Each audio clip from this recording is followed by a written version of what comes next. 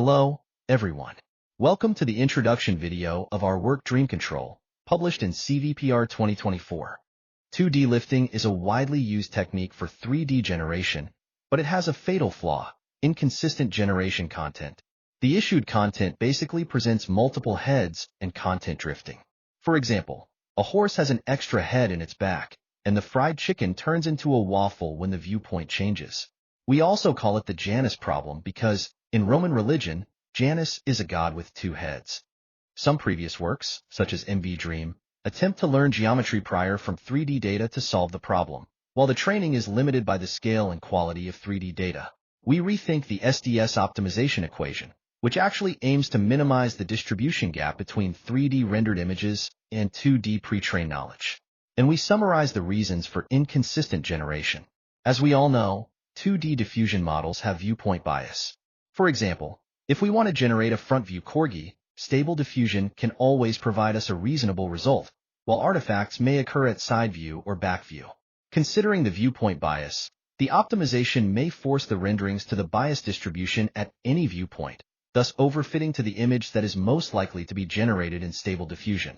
In the corgi example, the most frequent image is the front view. So, as you can see in our visualization, extra heads and legs are gradually generated as the training continues. To address the problems, we propose a two-stage control-based generation method. In the first stage, we estimate a viewpoint distribution for the given textual input and adjust our viewpoint sampling accordingly. We also set an early stop judgment to avoid overfitting. In the second stage, different from other methods that continually refine the course shape in the first stage, we regard the course shape as a condition, using ControlNet and conditional LoRa to optimize the generation. We fuse the scores of ControlNet and LoRa with an adaptive coefficient lambda.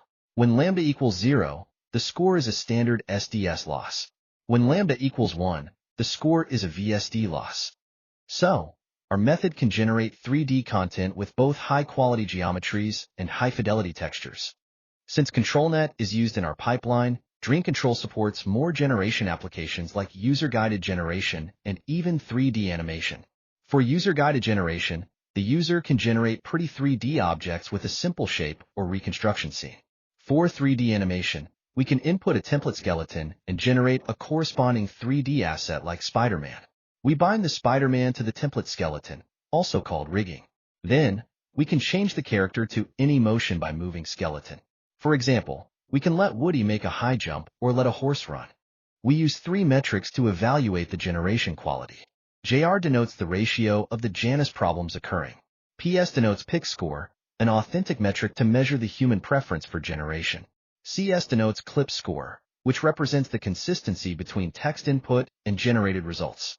Our methods achieve SOTA performance on all the metrics, and our visualization results show that the first three methods have obvious Janus problems. 0-1, 2, 3, and MV Dream can improve the geometry consistency, but their texture are over-smoothed. MV Dream even generated a real rainbow in the first case, which means it didn't understand the input text prompt. So before the end, let's enjoy some of our generated results. Thank you for your watching.